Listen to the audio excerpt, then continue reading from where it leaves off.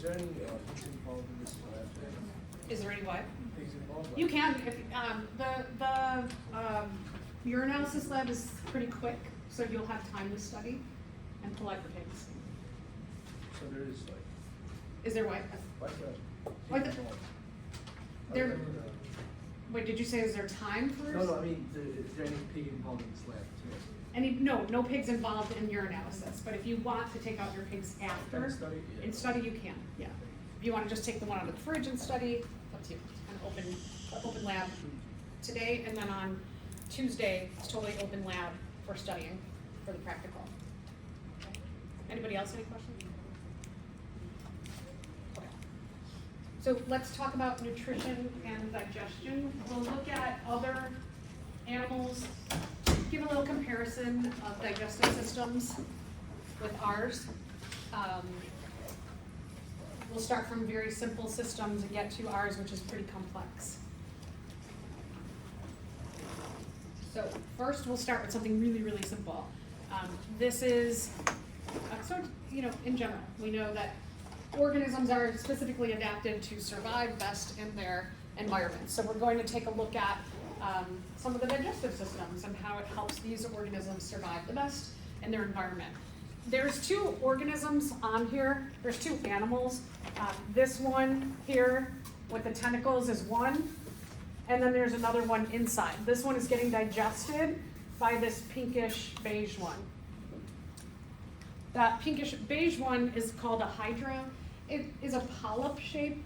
So any animals who are polyp shaped, like hydra, anemones, coral polyps, those are all different hydra body shapes.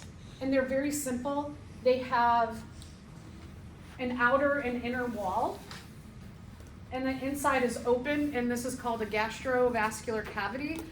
So I always like to talk about real estate that animals have for certain systems, and that should give you, if there's a lot of real estate for a system, it shows you that that system is like really, really important. Kind of like their whole body is dedicated to digestion. So we know that as organisms, getting energy and nutrients is crucially important to our survival. So here, what they have is they have an open sac in the middle, and they use these tentacles that have stinging cells to grab onto something, sting it, and then they put it into their gastrovascular cavity, the GVC. Lining the gastrovascular cavity are cells for digestion. That's it. It's very, very simple. It's so simple that this part here at the bottom is usually grabbing onto some kind of substrate like a rock or a coral, and they only have one opening for their digestive system.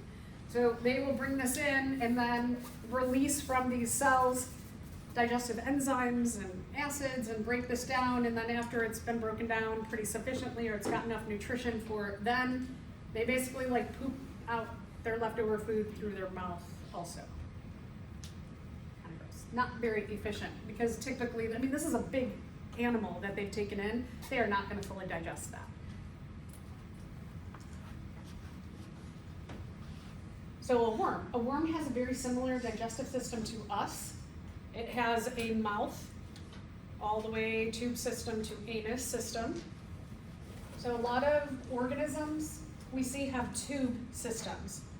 Mouth, tubing, comes out the butt. I should say anus.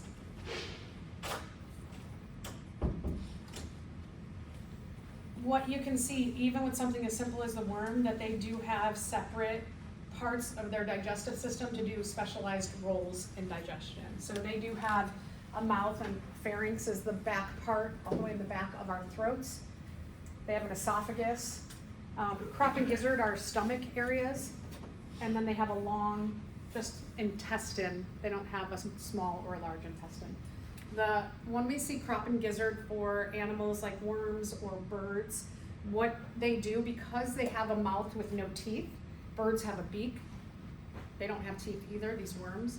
So when they are eating, they intentionally eat little bits of sand and rocks, which stay in their crop and gizzard area, and the rocks and sand help to crush up the food like our teeth do for us. So birds have that gizzard also.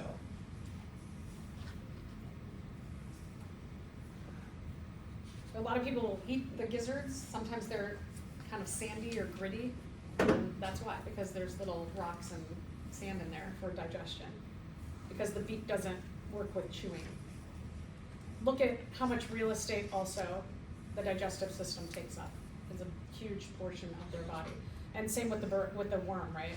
I mean, all of these, their bodies are almost all digestive system. Okay, so just a few call outs. Oh, and then cows, naturally cows eat a high cellulose diet. And when I mean cellulose, I just mean fiber. That what they're mainly eating naturally is grass. Grass has a lot of fiber. Fiber, cellulose, kind of interchangeable terms. Cellulose has a lot of bonds that not only the covalent bonds go across, but they go also diagonally. Can't do a diagonal, what am I doing? Diagonally. So it's hard to get at those covalent bonds and break them apart. So in order to do that, because they're eating predominantly something that is very hard to digest, their digestive system has a couple of strategies. One is their stomach is enormous. It's actually a 4-chambered stomach called a rumen. That's why they're called ruminant herbivores. This huge stomach area has bacteria that specifically makes cellulase, which is an enzyme that breaks down cellulose. So they have that help there. The other thing that happens is because they have a large stomach, there's a lot of area in here for, we'll talk about peristalsis, which is the muscles of the digestive system squishing, and they do a little bit of the job of like, kind of not quite as much as teeth, but they do that like mixing and squishing, like chopping like teeth do. But when cows eat, they will begin digestion in their stomachs, and then just a little time later, what they do after it's been worked on by both their peristalsis and the bacteria with the cellulase is they burp it back up again. And then they chew it again. So imagine that like you're basically like kind of like puking back in your mouth and re-chewing your food to get at more of those bonds that are in your food. This is why cows are the culprits of the second most impactful climate change gas, which is methane. As they burp, one of the products of digestion is methane. We release methane a little bit in burping, but more so through farting. And they do a lot of that, like burp up to get the food back into their mouths. The methane produced by cows and other ruminant herbivores like sheep or goats produces about 25% of the climate change gases. So we could significantly reduce climate change if we ate less ruminant herbivores. Okay, any digestive system, regardless of which one we're talking about, they do 5 tasks.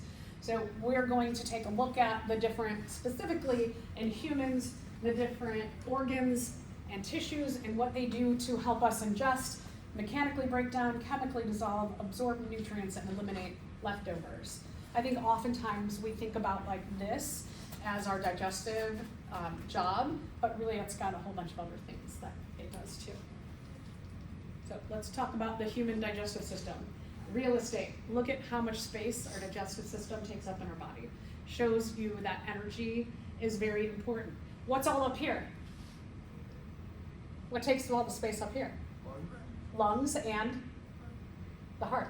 So the majority of the trunk of our body is dedicated to essentially digestion, because this is more for chemically, mechanically, blah, blah, blah, absorption. But the absorption of our food starts with our circulatory system at our heart.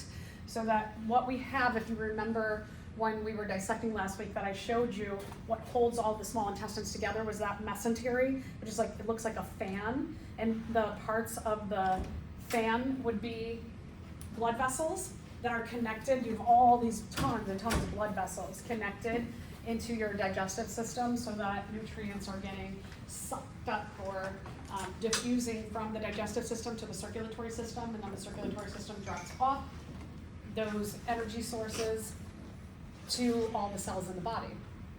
The other part of digestion is cellular respiration, and that's where your lungs come into play, which take up the rest of your upper cavity. And in order to more efficiently break down our food, we need oxygen. So the majority of our body really is just about getting food and energy and nutrients to our bodies, getting oxygen out. That's it. So let's talk about human digestion. It actually starts in the mouth. So once you begin to eat something, your mouth responds in a number of ways. You start to produce saliva. Even at the smell of something good, your mouth could literally water. So I know like we use that term like mouth watering good when we're talking about food. You can smell like popcorn, and if it's something desirable to you, your mouth will begin to produce more saliva just based on the smell. Saliva does a number of things. It's really important, not only just like, oh, it tastes good, but saliva helps to lubricate your food so that when you have things like, if you're eating like bread with a hard crust on it, or eating chips, that those things that are a little more dry and harder don't cut up your esophagus as they go down. So they put like a coating of both saliva, which has mucus also in it, to help protect the inside of your body. You also have enzymes that begin to break down starch into sugar. So if you eat something like bread and you chew it long enough, take a piece of bread, you can chew on it, and you keep chewing on it for a little over like between a minute and a half, it will start to taste from starchy to sweet. You could actually try that if you want. It's a little gross, but it does begin in your mouth, digestion. And then there's also, remember, lysozymes. You have a lot of lymph nodes in this area that are contributing lysozymes to help break down any foreign invaders like bacteria. If there's fungus on your food, you might taste it, but you'll be protected with the lysozymes, as well as like virus particles, protists, whatever's in our food. We get protection in there as well in our saliva. So a lot goes on in the mouth to protect us. Some acids and sugars also begin to get digested right into the mouth as well. So as soon as you put food into your mouth, digestion begins. You also have taste buds that can give you an indication of the type of food, the quality of the food. I know so if you taste something and it's moldy, you typically don't go, I'm just gonna keep going with this, right? You typically spit it out, so your taste buds help to protect you from fungi. For me, rosemary tastes a lot, it tastes so similar to mold. It's my taste buds, I don't know if any of you have this, that anything with rosemary, I'm like, no. I'm like, is that mold or is that rosemary? So the quality and type of food, sometimes some foods we can get confused about depending on what you have evolved to like in terms of food. The tongue pushes your food to the teeth. The tongue isn't just for sticking out of your mouth. It physically pushes your food back against your teeth. You take it in, you chew, and it's pushing it back against your teeth to get more chewing action in. Food then travels to the back of the mouth. It's called the pharynx. It's a F sound. The PH is an F sound. And the pharynx connects the back of the throat to the esophagus. Remember, in your throat, you've got two tubes that are connected into your mouth. You've got one for breathing, the trachea, and you've got the esophagus for food to go down to your stomach over here. So, what prevents food from going into your lungs as opposed to into your stomach? You have a structure called the epiglottis. If you remember in dissection, when you had to cut the jaw bones, and you had to pull the jaw back, and open, and there was this little, it looked like this, like a little flappy, kind of rounded thing. What that does is when you are eating and drinking, so in your throat, if this is the trachea, and this is the esophagus, your epiglottis is at the back of top of the esophagus, and when you're eating, it's at the front of your esophagus. when you're eating, the epiglottis covers up the trachea so that food goes down into your esophagus behind the epiglottis. If you've ever had a time when you just like drink too fast and you respond by coughing, it just means that as you were drinking really quickly, your epiglottis was closing and a little bit of liquid or food got into your trachea. We'll talk about little, we mentioned them with the immune system, that we have little cilia, and the part of the immune system is to keep things where they don't belong, and the cilia in your trachea will vibrate, and then you respond by coughing. Or you get that tickle in your throat, like maybe a piece of dust or lint has like floated into your mouth, and as you're breathing, it's stuck on one of the cilia, and you got that like tickle, and you're like, oh my gosh, something's in there, right? Your cilia are doing this, they're vibrating, and it's trying to force that out. So the other thing I want to point out is that the trachea is much, it's not necessarily wider, but it's open. The trachea has cartilaginous rings so that you can feel them. If you feel your neck, you can feel this tube in the front. It kind of has like bumps on it. That's cartilaginous rings that always keep it open. So that even if somebody came up and punched you in the throat, your trachea would just go like, and it wouldn't collapse.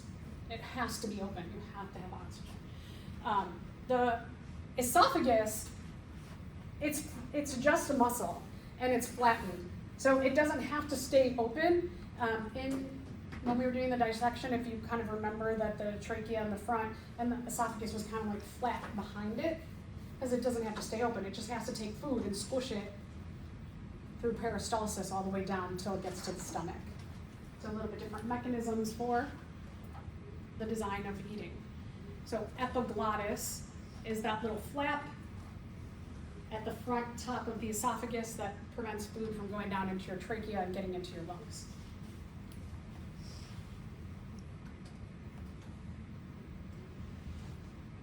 So here, when you have food or drink goes into your mouth, the epiglottis goes like this, and it covers up the trachea, and then it allows the food to go this way as opposed to going that way. So here you can see again. There you can see the epiglottis is fully covering the trachea. All right, then food goes down the esophagus. As I mentioned this word peristalsis. It's an involuntary muscle contraction.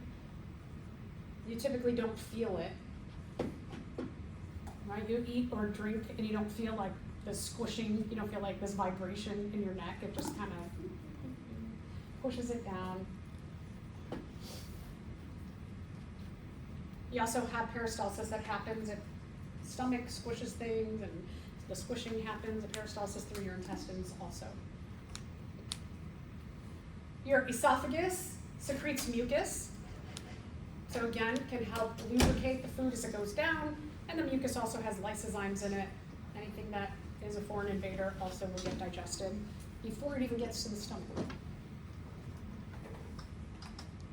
So this is like that, this kind of is where people say the 5-second rule, something falls on the ground and you can eat it, because we do have mechanisms that go along with our immune system in our digestive system to protect us. Food travels to the stomach. Your stomach is like over here.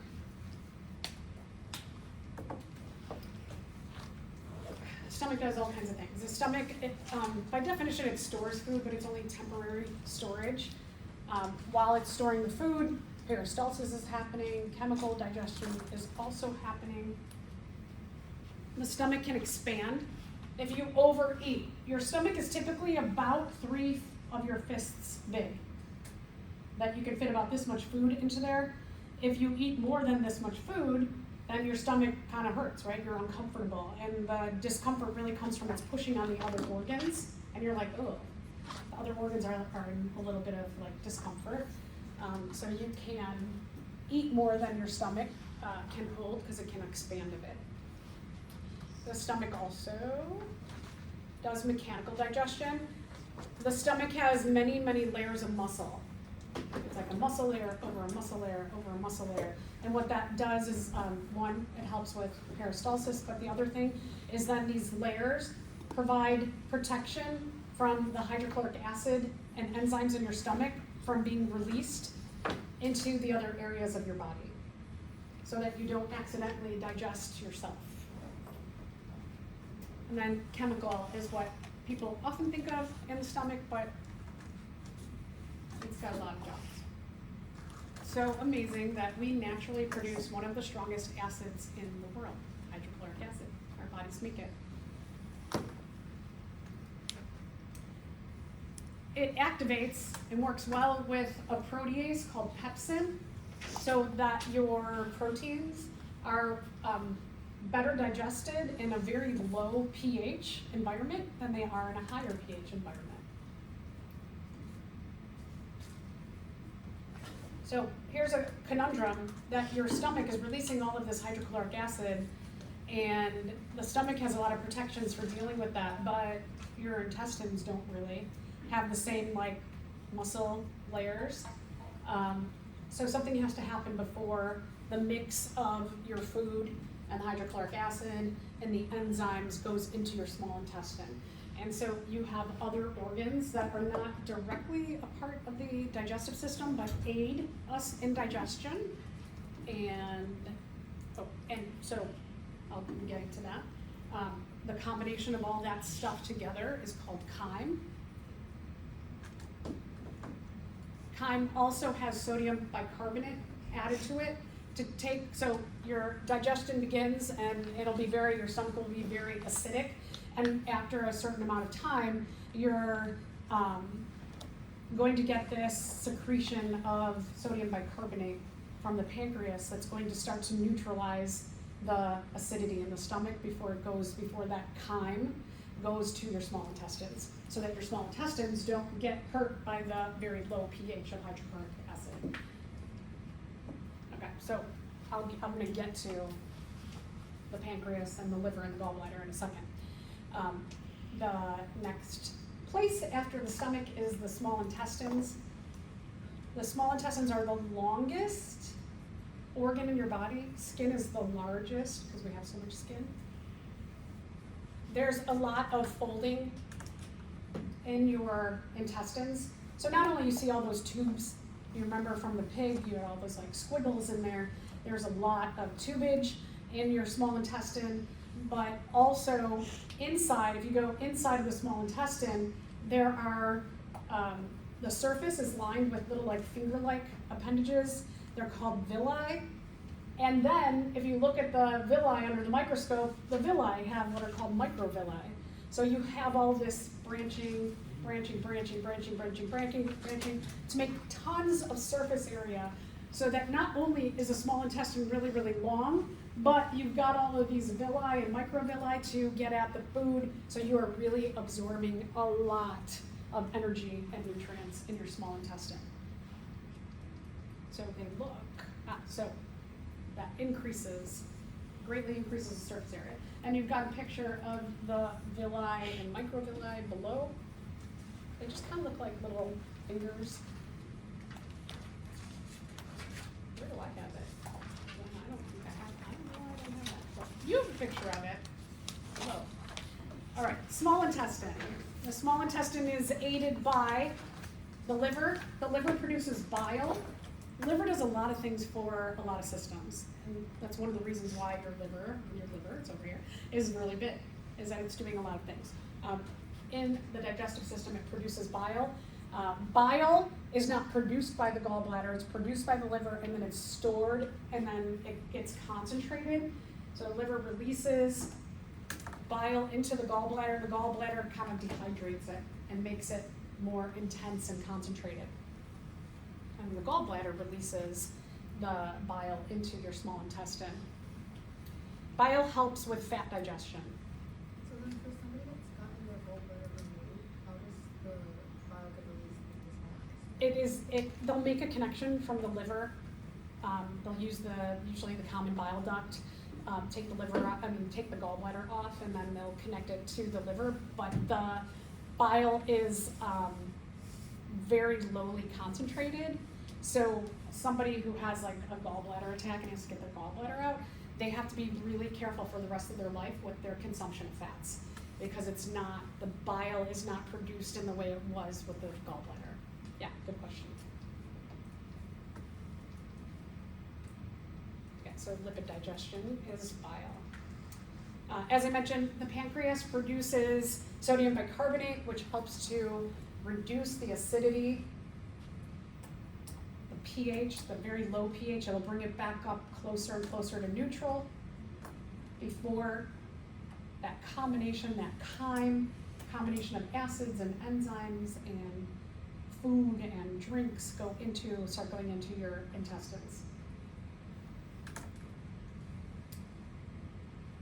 The pancreas also produces trypsin, which is a protease, which means that it helps to digest protein.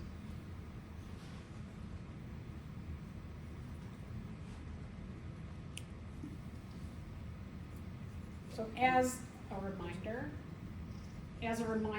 of what the liver's over here, you lift up the liver, you pull it up, you'll see a little bag underneath the wall of the liver, and that is the gallbladder. And then the gallbladder has a little extension that goes from the gallbladder into the beginning of the small intestine. And the pancreas, it's often difficult to see. It's like you have to lift the stomach up and push the small intestines down. And it's almost like back in here, above the kidneys. And it's just like this, kind of this shape. And it's just more like a lumpy organ. It doesn't stick out like as distinctly as like the stomach sticks out or the gallbladder, that you see this like perfect shape. It usually is like smashed down and embedded into that back wall of your body. And then here's the gallbladder. It's up underneath the liver. You always have to pick up the liver to see it. And then this tube that goes from the gallbladder to the beginning of the small intestine is called the common bile duct. All right, so then food, after it goes through the small intestine, travels to the large intestines. That is your colon and your rectum, followed by your anus is the way out.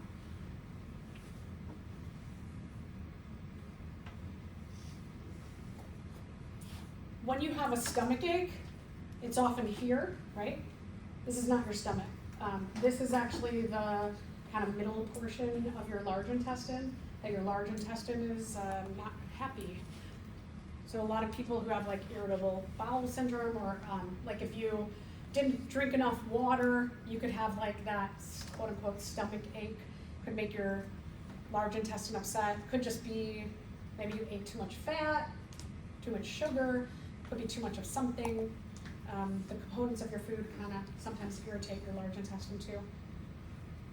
There's a lot of bacteria that live in your large intestine, E. coli specifically. Remember, E. coli do cause foodborne diseases, but E. coli are actually super important to helping us with food digestion.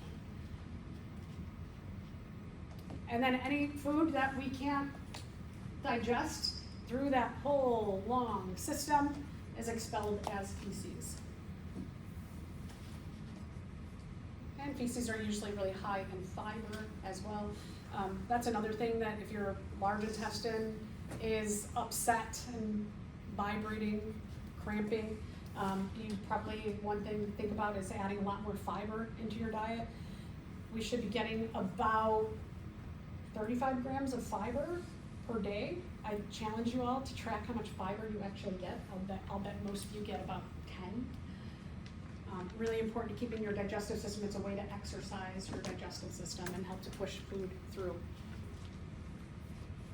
Okay, so let's answer this question. What is the correct sequence of events that all digestive systems must follow in the processing of food? Is it B? Yes, I like that one. Good. Okay, a little bit about nutrition. All animals, all cells need nutrition in some way. It is the fuel for our cells. fats, proteins, carbohydrates, different combinations of them. That helps us to do all those jobs of replacement of cells that are getting old. It helps us to grow, maintain, develop. We also need minerals and vitamins to assist with a lot of the metabolic reactions in our cells. If you do not eat a perfect diet, does anyone eat a perfectly well-balanced diet? Anyone? Yeah. I highly recommend take a multivitamin every day. The vitamins and also there's minerals, there's different metals like iron, for example, in your multivitamins. They help to make sure that all of your enzymes are having a little boost. These things are called coenzymes, and they help to make sure your enzymes are efficiently working. So if you're not getting all of not only your nutrients, but minerals, your vitamins, your metals, definitely a little multivitamin will help you stay a little bit healthier. All right, so let's talk about what happens to your body. Is your body ever doing nothing? Like if you sit down and you're like, I'm gonna do nothing. Are you really doing nothing? No, right? Okay, so you're breathing, your blood is pumping, food's moving through your digestive system, stuff's going through your excretory system. You've got all kinds of stuff that are happening when you're doing nothing. So even when you're doing quote unquote nothing, meaning you're at rest, you still burn about 70 calories per hour. This resting caloric burn can vary widely in people. Genetics, like my husband will eat, and one of my sons, they eat like breakfast 1, breakfast 2, snack, lunch 1, lunch 2, snack, snack, dinner 1, dinner 2, snack, and they never gain any weight.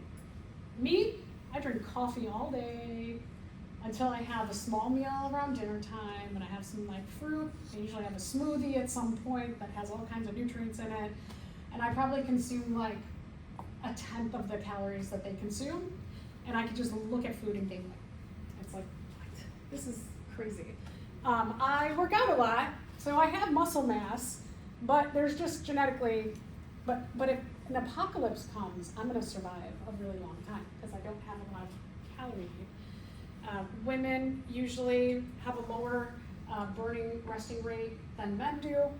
A lot of that is muscle. Men have a lot more muscle mass. Muscles actually burn 38 ATP per food.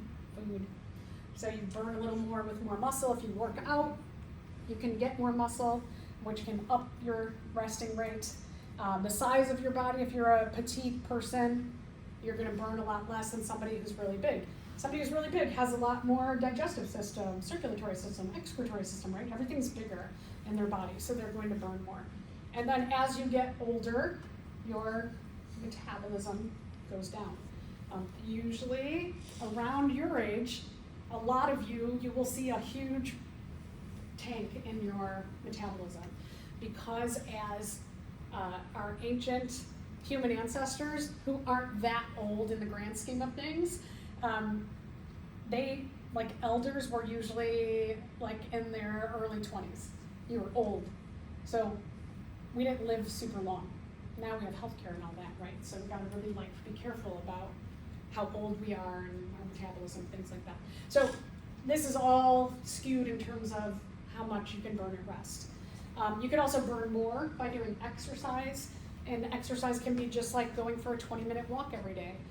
They say about 30 minutes of cardiovascular exercise 5 days a week is really important to keep your circulatory system well exercised.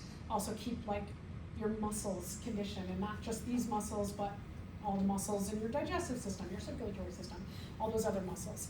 Also helps to change your LDL cholesterol into HDL cholesterol. It ups your HDL cholesterol and lowers your LDL cholesterol. So there's a lot of good reasons for cardiovascular, and that means you're just a little bit breathing heavy. You don't have to be it's just a little brisk walk. So just some tips. All right, so let's say that you can consume 2,000 calories in a day and you don't put on weight or lose weight. This amount is different for every person. For every, let's say for 36 days, you consume 2,100 calories. In 36 days, you will have added an extra 3,600 calories, which will add a pound of fat to your body. Same thing is that as you burn, it doesn't necessarily work the exact same way, but about burning 3,600 calories loses a pound. That can be a little bit different depending on metabolisms also. Some people genetically have a harder time burning calories. So in our country, a third of our country is overweight and a third is obese. There are absolutely genetics associated with being overweight and obese. So we know that. There are some people who just could eat really, really healthy and struggle with their weight. I eat super healthy. I have a really hard time keeping weight off. I exercise a lot. Always been a struggle for me. Environment also influences it. Like if I don't go, my family, we don't go to fast food. Because we just know that that's not healthy food. So people always said to us, what do you do when you're out and about and you have to eat? I'm like, we pull up to a grocery store and we pull up on the side where the fruits and vegetables are, because there's usually fresh bread, fruits, vegetables, hummus, for protein. We get some bean dip or something, so we can get all the things that are healthy versions of fast food, and it takes about the same amount of time to run in there, grab what we want, grab some fruits and vegetables, hummus, bread, and get out. So problem is that in our world, food that is not as healthy, we think of it as being more convenient. We are kind of brainwashed into calling it a treat. When you have sugary things, they're a treat. Where it's for me, I'm always no, you could give me my favorite candy and give me a thing of raspberries, and I'm the raspberries are the treat. I love raspberries. They're super expensive. So I'm trying to retrain my brain that something delicious and a treat doesn't necessarily have to be bad for you. There is sugar, added sugar to a lot of stuff. One of the things that nutritionists always say is to stick to the outer parts of a grocery store, that the inner aisles are all the packaged stuff, and a lot of that inner aisle stuff has added sugar to it. If you look at grams of sugar on kind of anything on those inner aisles, there's some things that you're like ketchup has 2 tablespoons of sugar, or 2 grams of sugar per 2 tablespoons, I think it is. That's a lot. Why do you need sugar in your ketchup? So the sugar industry and lobbying and all that has allowed the government to allow for a lot of added sugar and fats and other things into our food. We also end up, sugar is something that we end up craving. The more sugar you consume, and not just candy, but also the added sugar, the more you crave it. If you do a cut out added sugar from your diet, within a week, you will, your cravings will be gone. We've done it before. I don't last very long because I do like candy sometimes. Sometimes cheap food is less expensive. Right now though, I was telling my son, he wanted, it's the time of year that Sprite cranberry is out. So some year it tastes good, right? So he called me, he goes, I see you're at Target. Magic of the phone, right? Can tell somebody where you're at.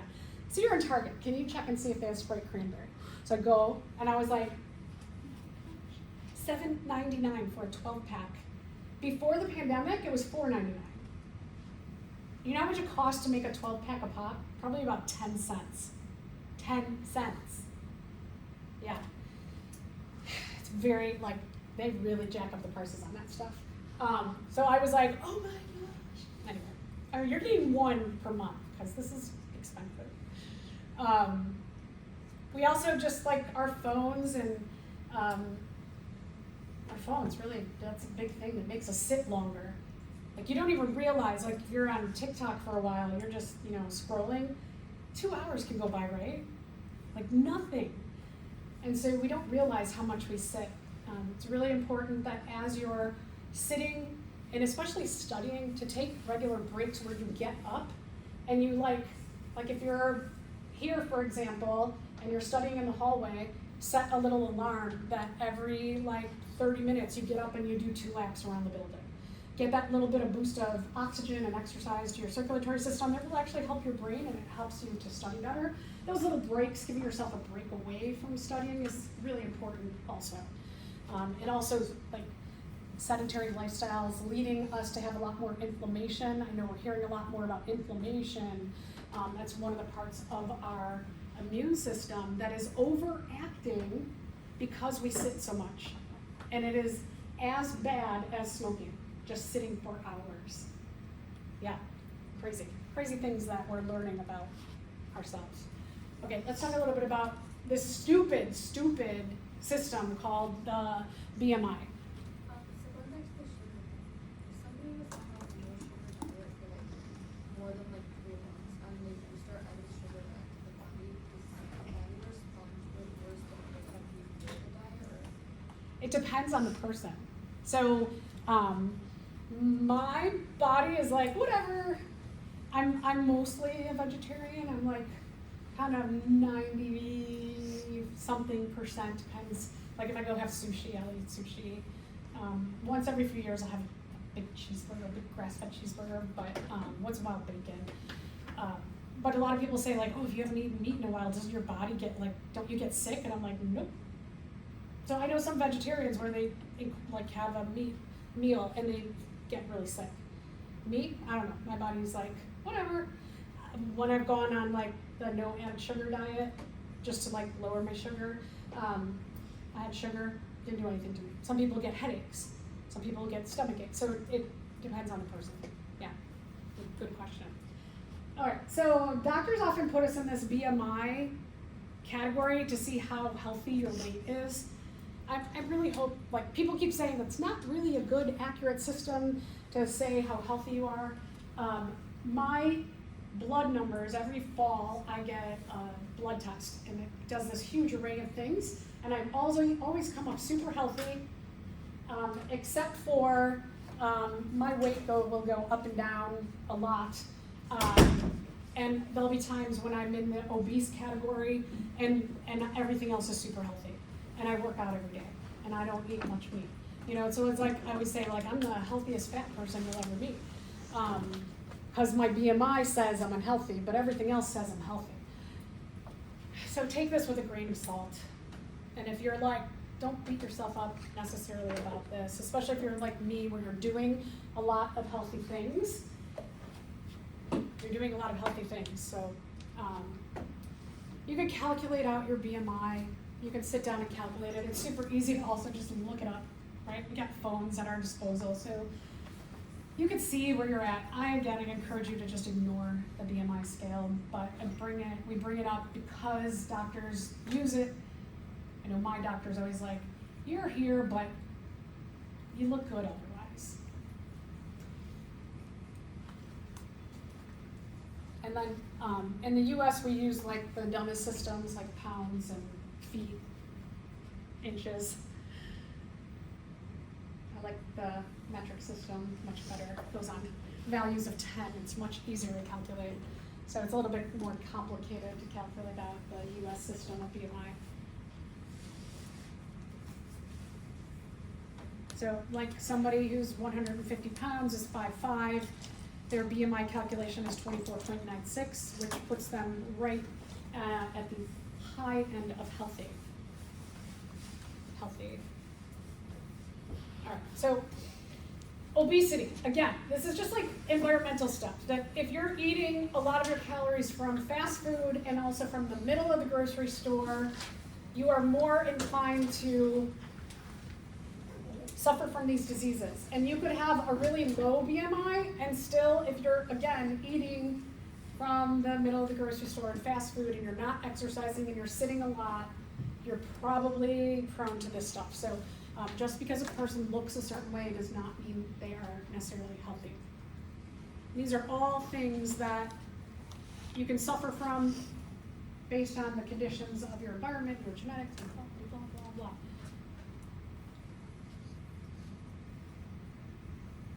The hardest thing in our society is that there is a value on how someone looks, which is absolutely ridiculous, and it's at so many different levels of how people look, which is ridiculous. And we often compare ourselves, we are just like prone to comparing ourselves to everybody else in this world. And that's one thing that for your own psychological, emotional, mental health, tell yourself every day the things that are amazing about you. And if you talk mean to yourself, if you're critical of yourself, try and push those thoughts away and replace them with all the amazing things about yourself. It's a really important exercise to do in our lives, especially given social media, that you are bombarded with other people and how great they look, and a lot of filters are on there, right? There's a lot of plastic surgery, a lot of just like certain kinds of pants that are expensive, things like that. It's all nonsense. And a lot of filters. So be nice to yourselves, because just comparing yourself is very damaging. Okay, so let's say that you're not exercising as much as you are, you're sitting around a lot, you're eating from the middle of the grocery store, you're eating a lot of fast food, losing some weight, or correcting those other things that I just talked about, will reverse the effects of this stuff quickly. So it's not just about losing pounds, but it's changing habits, which is important. Try and think of habits of exercise, good, healthy food, taking breaks, all these things that are like healthy. Try and think of them as rewards, and be proud of yourself, like when you do them or have them, when you eat healthier. Try and reframe your brains a little bit. Okay, so let's talk a little bit about eating disorders. Men and women suffer from eating disorders. It's not only women, but it's most frequently found in women. There's a lot more pressure for women in our society to look a certain way. Eating disorders can lead to severe starvation, which just means that you're not getting the nutrients to do the things that your cells need to do, like rebuild, maintain. At this point in your life, that's what you're doing. Growth and development. The problem is a lot of people, like you're still most of you are on the tail end of puberty, so you're still like developing, you're making developments in your body that are really important, but also maintaining and correcting like ripped tissue and things like that. Starvation is really, really bad. You have to get nutrients out to your food, out to your cells, excuse me. Sometimes people can starve themselves to death. The biggest thing is that when you don't eat enough and you do it consistently, the ions that flush through your heart, if you remember a little bit about the pacemaker of your heart, the way that it works is it flushes ions across and down your heart, and that's how your heart contracts, is when you are starving yourself, you don't get enough of those ions, and your heart will stop, and people will have heart attacks from not eating. Talk about two main kinds of eating disorders, which one is anorexia, that people who are anorexic have an intense fear of gaining weight. They also have a misconception or a perception that they are fat when they're not. This is a French model who she battled with anorexia. She did a lot of campaigns about the dangers of anorexia because she suffered from it. And so she was very brave to make her own personal struggles very public. And not only is it about not eating much, but often comes with compulsive exercise, like you're exercising hours per day. People will, if you do not get enough, especially like protein, we don't need a high protein diet, but if you're starving yourself and you're not getting enough protein, this can disrupt all kinds of systems in your body, big thing is your muscles, is that your muscles are not just wasting here, they're wasting in your circulatory system, your digestive system, your excretory system. So that can be bad too. Talked about cardiac function and endocrine system, a lot of the chemical messages, the hormones that go around your body, it takes a lot of nutrients and energy to build them. And so if you're starving yourself, you're not getting those hormones made, which means that, and we'll talk about in the next unit, all the different hormones for puberty as well as like the female ovulatory and menstrual cycles, is that if your body's like, no, we gotta focus on the heart beating, not on like menstruation. So the endocrine system, very dangerous at a younger age because you don't fully develop. Then your puberty phase doesn't fully develop, and then as you get a little bit older, you can just stop having your menstrual cycle as well.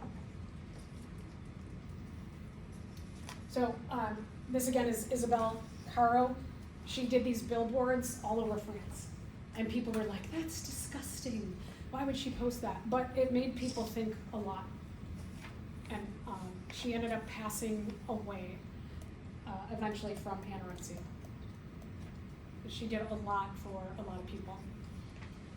Bulimia is another eating disorder.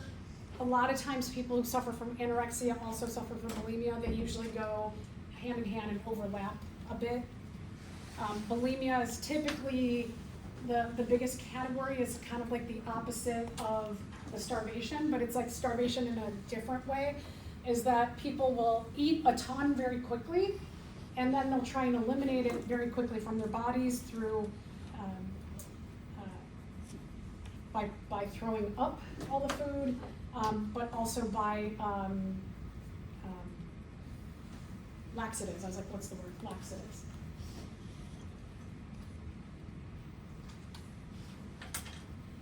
The doctor that usually catches on to someone who is bulimic is the dentist, because of a lot of puking that may happen in someone. Their enamel on their teeth is thin, and so they're like, oh. And then they start to refer them to other doctors for an eating disorder.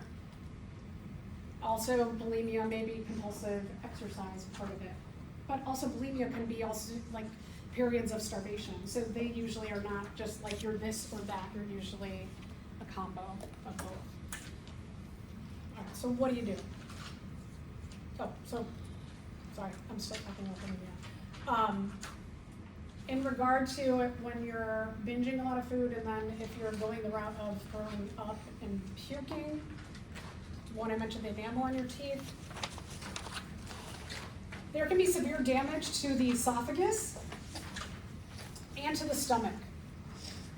Because when you eat food, your stomach responds by producing hydrochloric acid, and then if you throw up and the food's out, your stomach may still produce some hydrochloric acid with no food in your stomach.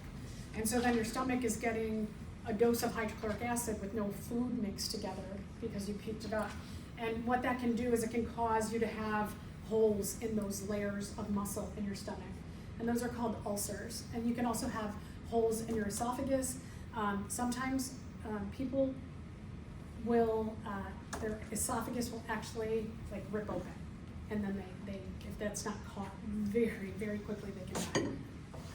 You also tell these types of things, like when it comes to people that end up thinking like laxatives and stuff. Can you tell that through a colonoscopy? Is it the same idea, or? Yes, yeah, that they sometimes can.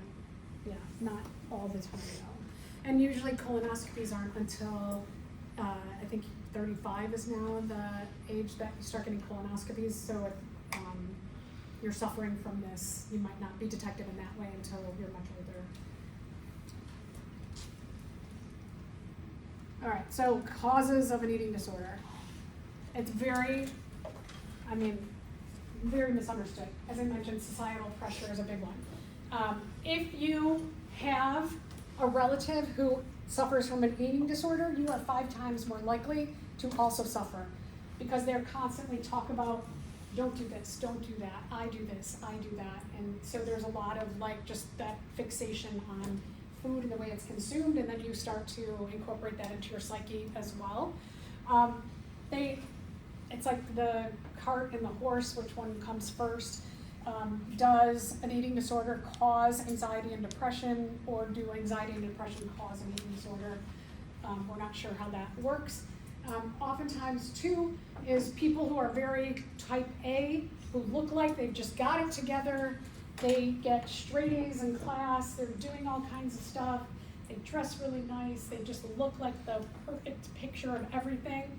They often suffer from eating, well, some suffer from eating disorders because they're seeking out that perfection and that they're putting a lot of pressure on themselves. So you never know. I always say be kind to everyone because you just have no idea what's going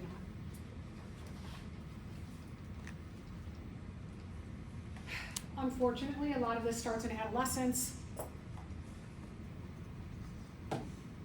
That rage that kids feel in the middle school where they're just so mean. People can be just so mean, right? I'm sure you all have experienced it. That is like combination with social media and maybe not magazines, the internet, streaming. There's so many things. So it's hard. Treatment for an eating disorder is difficult. It doesn't take one doctor. It takes numerous doctors. And it's very expensive. And if you're seeing like 3 different doctors, like a nutritionist, internal medicine doctor, a psychiatrist, maybe like the nutritionist isn't always covered, so you miss out on that part of your treatment. Because insurance is just so bad these days, it's hard for people to get full treatment. And it takes a big commitment. It's very difficult, very hard. Okay, let's talk about some other solutions that are out there. Weight loss surgeries. So again, there's a lot of people who have genetics that just makes it extremely hard for them to lose weight or easy to gain weight. They are, when we talk about 2 surgeries, they are surgeries, so you do have to go under anesthesia, which is always has its own set of dangers. But the benefits often outweigh the risks. Okay, so this one's gastric bypass. Gastric bypass, they basically bypass the majority of the stomach. They make the stomach really, really small.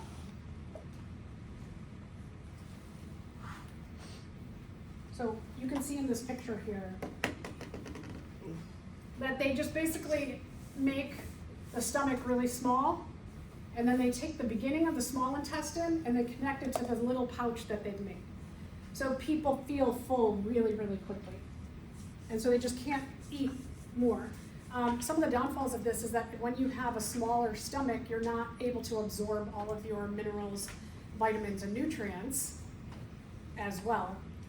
So you have to remember, even though you're like, maybe you eat like a banana and some cottage cheese, and you're really, really full, you gotta remember that you do have to eat again, somewhat soon to get the right nutrients, or you need to have like make like a smoothie that has a lot of stuff in it so that you're getting your variety of nutrients because your stomach is very small. And I mentioned also like a lot of your vitamins and minerals too. Okay, second most common is the gastric band. The gastric bypass is relatively permanent. It can be reversed, but it's very hard. This has a lot more flexibility. So what they do is they put a band around the beginning of your stomach, and they'll make it tighter in the beginning, and then over time, as you lose weight, the band will open and allow more food into your stomach. And they can also like change how much it opens and closes. Like if you're doing really well and then you have a setback, they can go back to closing it more, so there's a lot more flexibility with it. and it can be reversed. And you have access at the beginning, you won't have much access, and then you can later. So in the further stages of using this, absorption of minerals and nutrients are better, but in the beginning it's usually, again, a small part of your stomach. Okay, I answered this already. Consumption of fats, you have to limit after you have gallbladder surgery. One thing I do want to mention in terms of just like solutions, like the surgeries, there's so much more on the market that's happening right now in terms of weight loss. If you've heard of like Ozempic and that whole group, people are having a lot of success with it. There's a lot of side effects also for it. So there are possibilities for people. They're not for everyone, but there's a lot more coming out to the market. Right now they're injectables, and then a lot of the big pharmaceutical companies are working on pills that might have less side effects. The side effects can be just like really bad diarrhea, vomiting. Those are very common, but a lot of people will start taking them. They're like, I cannot handle this. So just to note, there is a lot coming out. There's a lot of things that will be, and they believe, tailored individually and hopefully help people as individuals with weight loss or controlling weight. Okay, we got 5 minutes. I want to talk a little bit about excretion.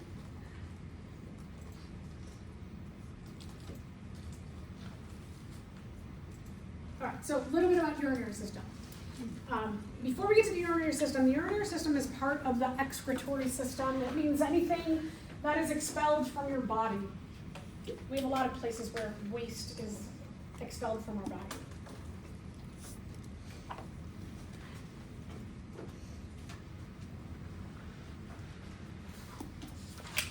We'll focus on the urinary system, but just to mention all of these places where we have excretions, like breathing, right?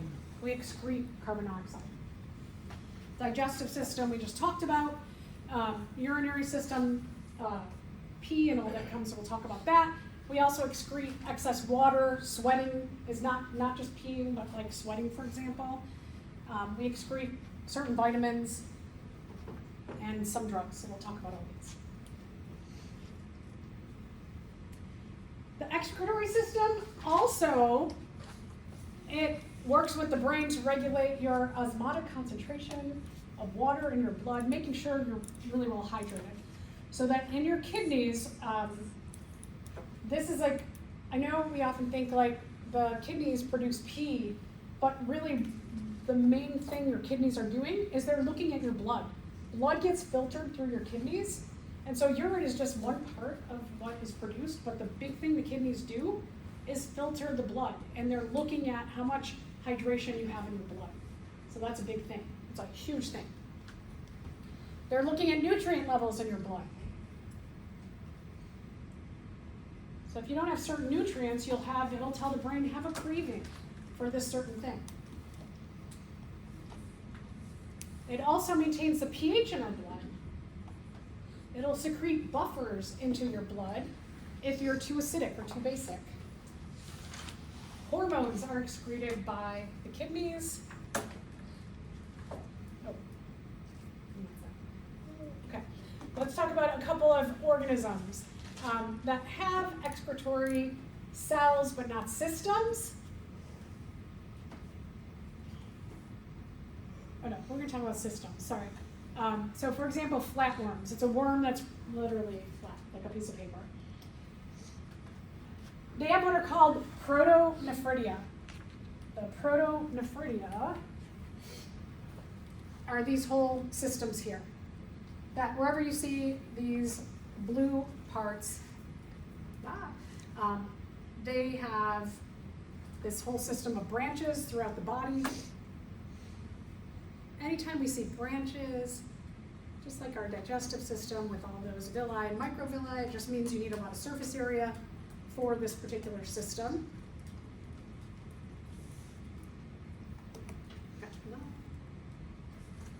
inside, like in our throats as part of our non-specific external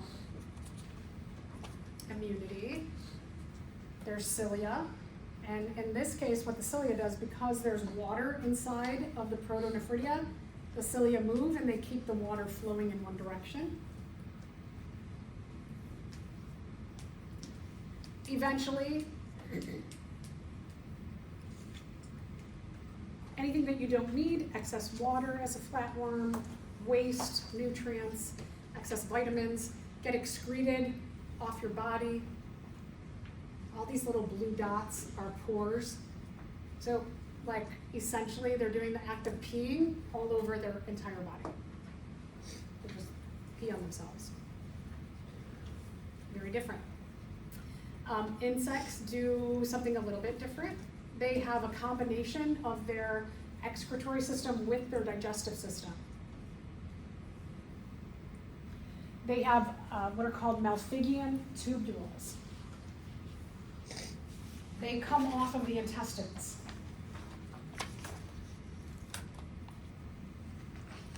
Insects have an open cavity.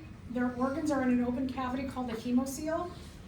So there's blood that all the organs are bathed in. Very different than our system because we've got tubes, right? We've got a tube system that our blood is in. So it's less efficient because the tube system we can drop off what we want to drop off and pick up what we want to pick up. Just all that stuff, like you've got waste products along with good stuff floating around in the blood, and the organs are trying to grab what they need to grab. So it's kind of a mishmash system that's not as efficient as our tube system with the blood. This open system is called a hemocoel. This is like S-E-A-L, hemocoel, and it means a blood cavity, blood-filled cavity. Here you can see the digestive system in this kind of pinkish beige color.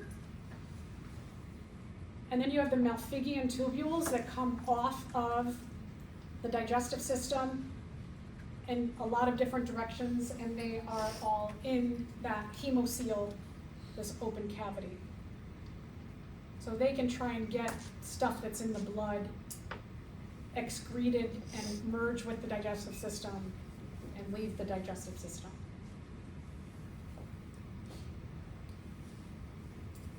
They don't produce urine. Because the Malpighian tubules, these green things, merge with the digestive system, they produce feces that are often very dry because insects live in very dry environments. Sometimes in dirt it can be really dry, sometimes dirt can be really wet. So if they're in a very dry environment, or like in the walls of your house where there might not be as much moisture, it might be very dry in there. They can put water right back through the Malpighian tubules, and then the digestive system doesn't get much water, and their feces is kind of like dust. That they might have like a little excretion, and it breaks down into dust essentially really quickly. So some of the dust that you breathe in your house is from insect poop. And then earthworms are a different kind of worm than the flatworms. They have what are called nephridia. Earthworms are segmented worms. In the segmented worms, they have what a segment means. It's not just a line on the body, but it's the repeating of organs within a section of the body. That's what segmentation means. This is a nephridia, this whole green thing. And they have two in each segment of their body. Each one of these functions very similar to one of our kidneys. Earthworms have a coelom, not a hemocoel. Hemocoel, like the insects have, is a blood cavity. Coelom is a water cavity. That's why earthworms are more squishy. Earthworms, like a kidney, produce urine through their nephridia, and then on each segment they have a pore coming out of each of their nephridia, so they pee on their bodies as well.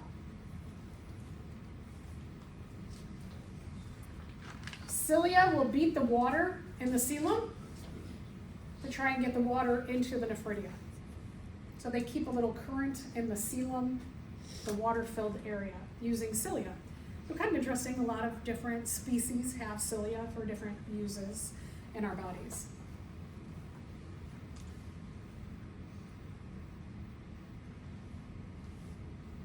All right, we'll stop there. We'll finish this up and respiratory system next time.